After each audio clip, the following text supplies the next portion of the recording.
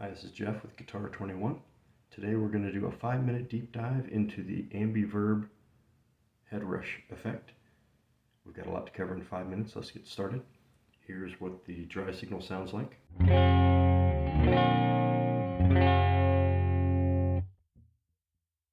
Alright, the best way to figure out what a particular pedal does is to turn it way up.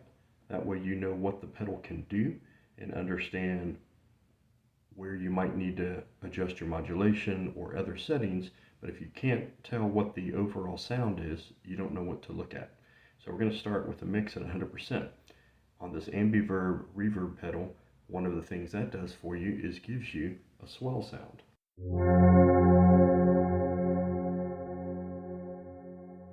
So if you're like me and sometimes you need extra space in your signal chain, you can leave out the auto swell and use the AmbiVerb turned way up if you're already using that for other settings. Let's go now to attack.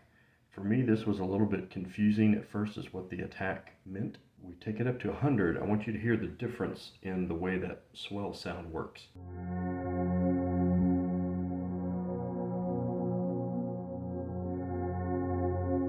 It comes in more slowly. Attack has to do with the dry signal, and I don't mean totally unaffected. I mean the signal wherever it pops into the AmbiVerb pedal. You have 100% attack, means you have all of the dry signal. When you have 0 attack, listen how much faster it comes in. In other words, the ambient sound is coming in predominantly and right away and not waiting for anything to happen in the dry guitar attack. I typically, for my settings, like to have it in the 20% range. Next thing to talk about is tone. Tone all the way 100% on this gives it a almost shimmer type effect.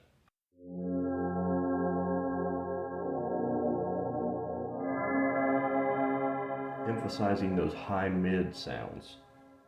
If you take it down off, you get a much darker kind of a keyboard or pad, what I would call traditional pad sound.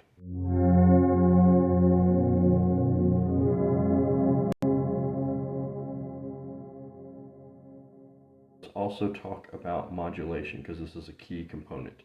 With no modulation on at all, obviously it's a very sterile sound. It's a reverb, but no movement in the tone.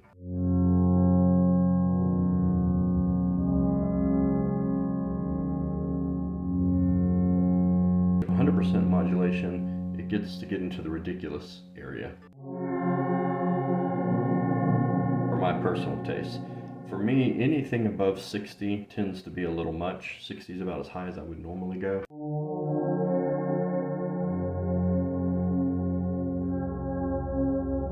I tend to run it around 50 to 55 in modulation. To me, this setting is best in the 20% up to around 60% range. The next thing we're going to talk about is release. If we take release all the way down to 0 and play with initially or immediately muting the sound, you can hear there's a certain tail off. The sound lets go of the signal that was coming in right away. If you take this to 100%, it's not infinite, but it gets pretty long.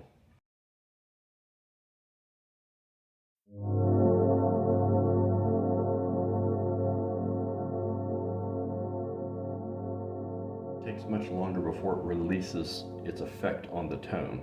Be careful if you have tails on, as I normally do, if you're running that release very high. So now let's look at how I would normally use this.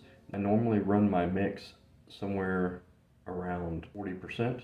In this case, running it around 40% gives me a mix of guitar with the pad strongly in the background,